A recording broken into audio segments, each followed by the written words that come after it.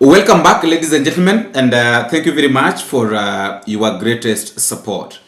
I normally say that this government, which is being led by William Samoei, the President of the Republic of Kenya, together with his boys, they are so rude.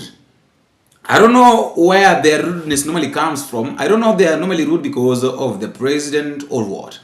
I'm saying this because of what has been said by Cheruyiot at the Senate today. Cheruyiot was saying that those people who normally use social media are very useless. So anybody who uses social media is very useless, and he doesn't know how to describe them. That is exactly what he said. But I really love the way Khalwalwe responded. Khalwalwe really responded back and told him that if at all you are saying that people that are using social media are useless, then even the president himself is useless. Because the president of Kenya uses social media, has got a lot of followers. Donald Trump uses social media. You use social media. Everybody uses social media. Mr. Speaker, I'm sorry to interrupt, but I just would like to request the Senator of Cheruyiot to consider withdrawing the unparliamentary remark that the people on social media are useless people. We have many people, including the President of the United States of America, is on social media. The President of Kenya has the biggest following on social media. I have a following running in millions on social media. We are not useless. Is he in order to use unparliamentary language against all of us who use social media, Mr. Speaker? Could he be asked to withdraw and apologize? Mr. Speaker, I know the Senator for Kakamega is an addict of social media and loves that space. Perhaps he may even have been scrolling his phone. That's why he didn't get my comments. I said there are some. That's very basic and elementary, which I'm sure my whip understands, that it is not a wholesome condemnation of everybody who uses social media.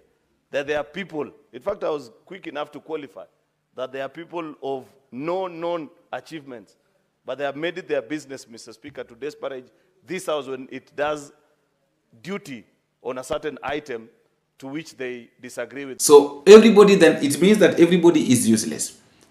But then, personally, I have something to say.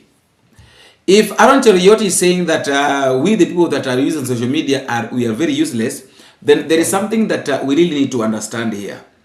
There is something that I want us to get straight. The Senate does not belong to Cheruyiot or the UDA. The Senate belongs to the very people that he is insulting and calling them useless. It means that we citizens of Kenya are the owners of the Senate. We are the people that are the owners of it because we pay them salary so that they can keep running that house. They can keep walking around with our taxpayers' money. They can keep bragging. They can keep talking about what they want to talk about at the Senate with our own money. So it means that if we Kenyans, if we citizens of Kenyans, we are useless, then why are they bothered enough to dedicate a whole speech to us? Cheruyiot, you say that we are useless. Then why have you decided now to take a whole hour? You prepare a speech just to address useless people like us. Okay. You taking your time to address us is means that we are so much meaningful and our complaints are normally being heard and they come. The real question we need to ask ourselves is, who is more useless between the leaders and we citizens? I'm asking that because we citizens, what we normally ask for, we only call for useless. We only call for their failures. We only call for the leaders not being supposed not being paid billions and millions of shillings instead of working for us. We are called useless simply because we are against this rogue government. We are called useless simply because we are trying to correct what is there. We are called useless because we want accountability. We are called useless because we want leaders who are responsible. That is why we are called useless. So these people just sit down at the chamber because of us. And that is why they go at the chamber. That is why they go to the Senate. That is why they go to the parliament. Why? Because of us. They eat because of us. They drive because of us. They dress because of us. And now they insult us. We the people are the ones that gave them those opportunities. But now they don't see us as people. You know, being humble is very much important, and being humble sometimes, being humble and being silent is something that counts, because accountability isn't this. Is demanding for the accountability is not disrespect. It's democracy. That's what I can say. That demanding for accountability is not disrespect. It is democracy. So Cheruyiot, together with your team, together with your brothers, please, it is high time you style up on how you can address us Kenyans with the people that have given you opportunity to lead us. As simple as that. Give, just allow us to do what we need. If it is criticism, then you are supposed to be criticized so that you can work for us. But if things continue like this, I don't know where we're going to end. After all, guys, that's just my thought, and that is all for now. Let me know what you think of the question. Don't forget to drop me a comment and tell me what you think and where you're watching this video from. Because there exists separation of powers. The executive should not know how the House will treat a proposal that comes from them before the proposal lands on the floor. Because there is an expectation that we've been given constitutional power by the people to give an objective view of every single proposal that has come from the executive, so that it doesn't matter if I was elected on the ruling party or the party that is in opposition. I, as a member of this House exercising that legislative power, at the very minimum should give Kenyans an objective review of that proposal before I say nay or yay.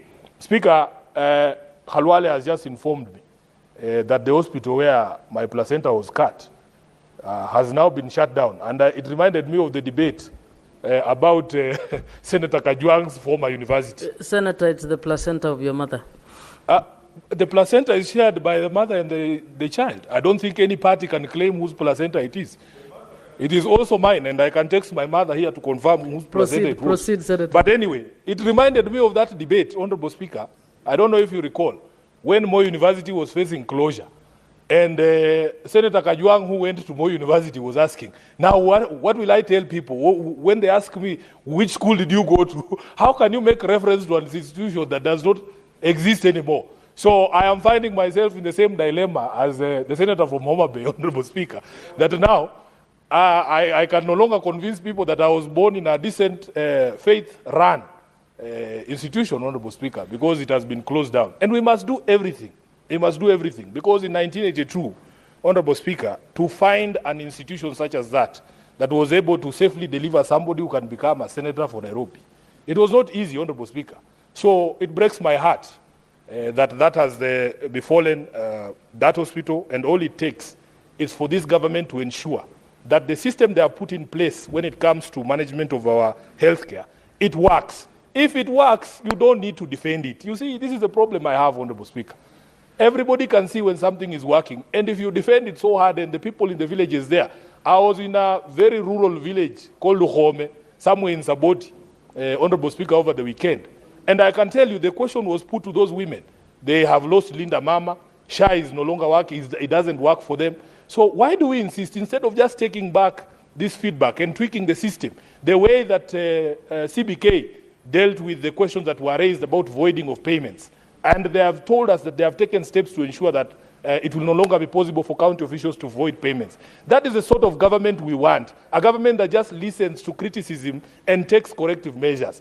I was very pleased myself when, after bringing the question of university accommodation fees here, the ministry actually took steps to correct that. That is what we expect from a government that is responsive, not just being defensive and sending hecklers to heckle us down here in Parliament whenever we raise these issues. People like, I don't want to mention them, Honorable Speaker.